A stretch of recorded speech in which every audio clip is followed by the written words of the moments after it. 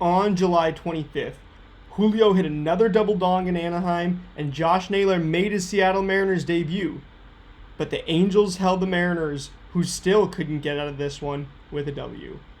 Welcome back to the Dom Skiing channel, your one-stop shop for the Mariners storylines on Seattle's minds. And the Mariners lose 3-2 to the Angels. As I'm coming back at you guys, I was on a trip just now, finally getting back to Seattle in the home setup for Ichiro Week. Going to be bringing you the content all season long the rest of the way. We got 10 videos to do today before tonight's Mariners game, which is going to be the 114th game on the schedule. This is game 104, where we lost 3-2 to the Angels in Josh Naylor's Mariners debut. Last I talked to you guys, we talked about Josh Naylor being traded to the Mariners, who gave up very little for an excellent hitter. Unfortunately, in his first game, he goes 1 for 4, and we still lose the game. It goes to extra innings, and the Angels end up winning it in the bottom of the 10th inning. A frustrating loss, no doubt, but to see Julio continue to stay hot with 2 home runs in this one, staying hot out of the All-Star break, and he actually just made history as the first player in MLB history to go 20-20 in his first 4 seasons in the MLB. I think the right way to look at Julio now, which we haven't been doing enough of as a fan base, is that he's 4 years in to a 20-year career right now. And when it's all said and done, I think Julio will win an MVP. The comment question of the day is, do you think, if you had to bet $1,000 either way, will Julio Rodriguez ever win an MVP award in his career? Let me know down in the comments, because in this one, 3 hard hits, 2 homers, great to see.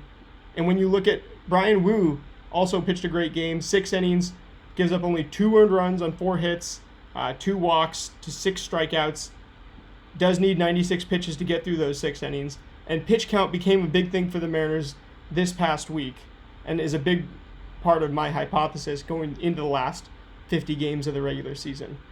But when you look at Woo's numbers, 12 swinging strikes on 96 pitches, 86.9 mile-an-hour average exit velocity in this one, and we've got another Woo start to recap too, so don't need to read too far into these these numbers on the surface on StatCast, because everything is looking good. He's getting whiffs on the 4-seamer, the sinker, the sweeper, the slider. Everything is looking good. He's a 5-pitch pitcher who prevents hard contact and gets a ton of movement on his pitches, enough to get elite swing and miss as well. So he's a top 15 guy, top 15 starting pitcher. He's a high-end ace.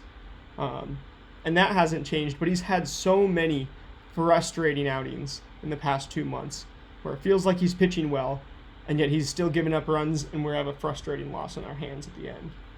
Then you go over to the other side, look at Jose Soriano's numbers. He gets 15 swinging strikes on just 87 pitches.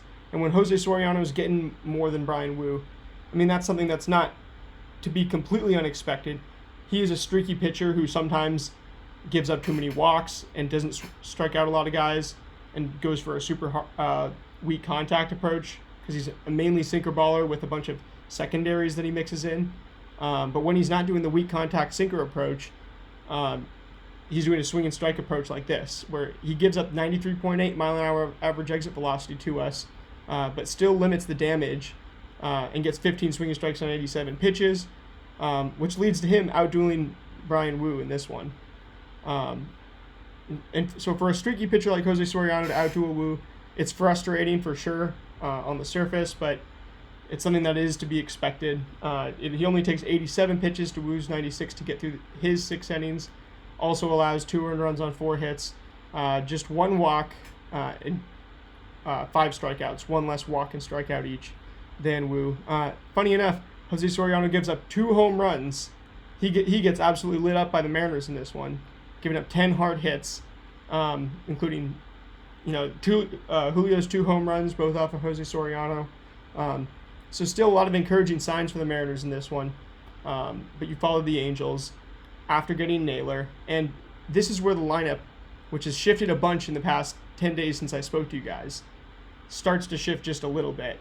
You see Randy go down to 5 as Naylor slots into 4, but still the same top 3 that we had for the majority of the first half of the season, which is JP, Julio, Cal, then Randy after them, then slotting in Polanco, Canzone, Williamson, and then Young.